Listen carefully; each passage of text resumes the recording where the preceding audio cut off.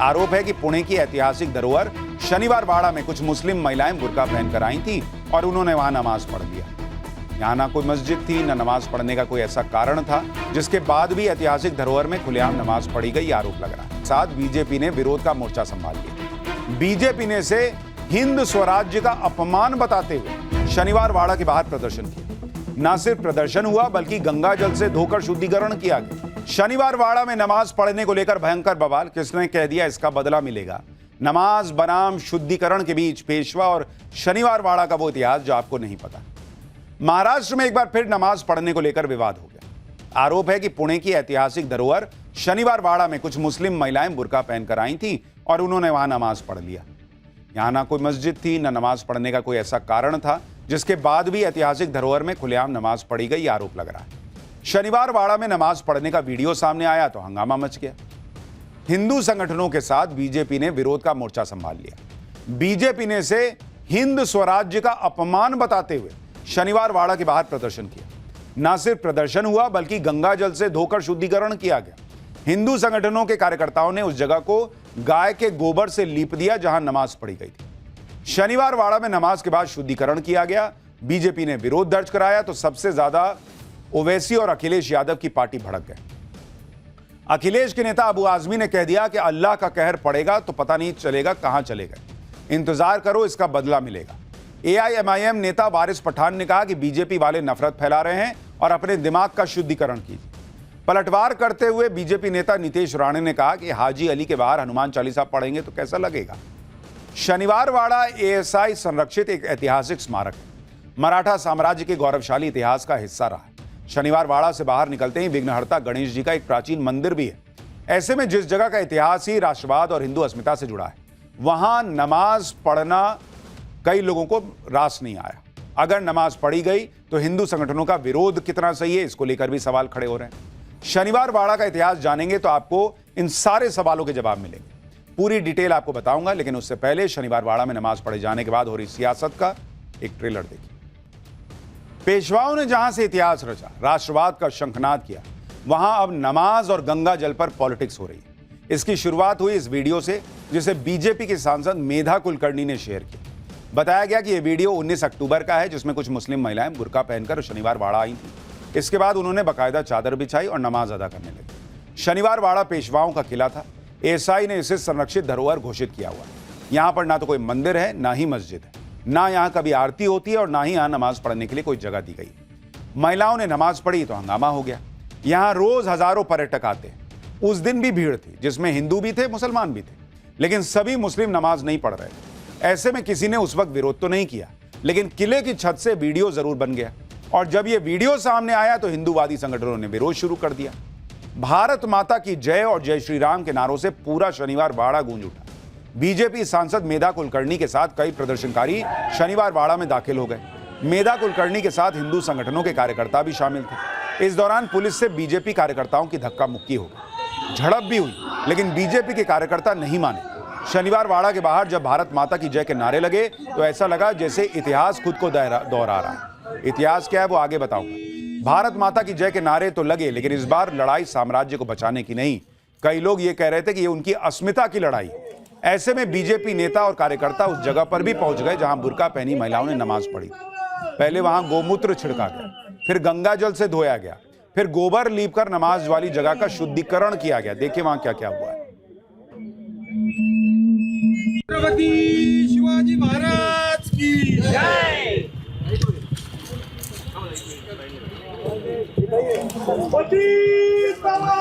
जिंदाबाद। ए ताईला जिंदाबाद। जय श्री राम। जय श्री राम।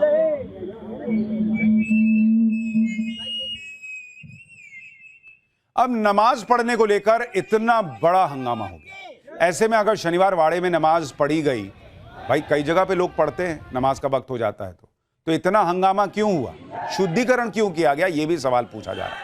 बीजेपी सांसद मेधा कुलकर्णी को सुनिए कि विरोध क्यों हो रहा है। उसके बाद आपको बताऊंगा अखिलेश यादव के नेता क्या कह रहे हैं। यहाँ आप देख सकेंगे कि एक मज़ार भी है जो बिल्कुल ही मतलब किसी भी ऐतिहासिक डॉक्यूमेंट में नहीं है।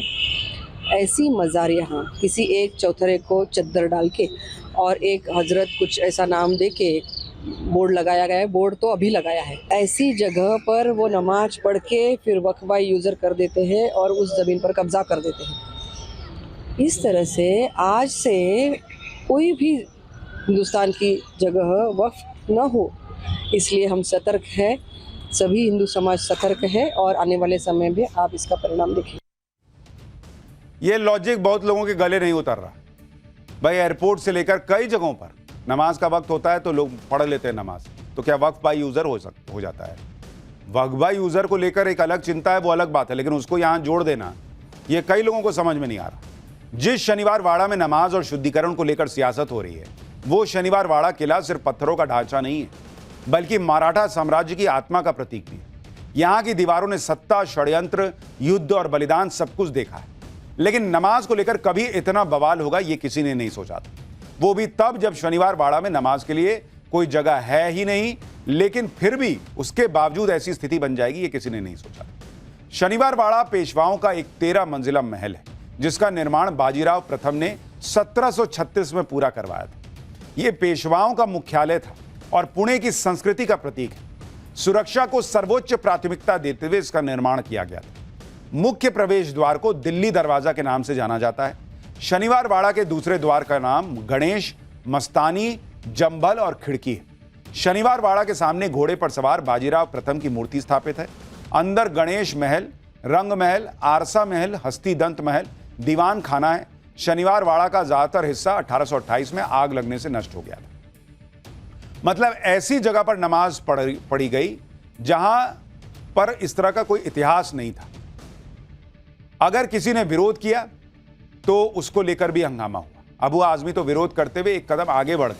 उन्होंने ना तो यह जानने की कोशिश की कि विरोध क्यों हो रहा है, सही गलत क्या है, दूसरा पक्ष क्या है, उन्होंने सीधा धमकी दी। एक बार उनको भी सुनिए। मैं उस बीजेपी के एमपी से बोलना चाहता हूं, अल्लाह से डर। अल्लाह का कहर पड़ेगा ना तो पता नहीं चलेगा कहां चले गए।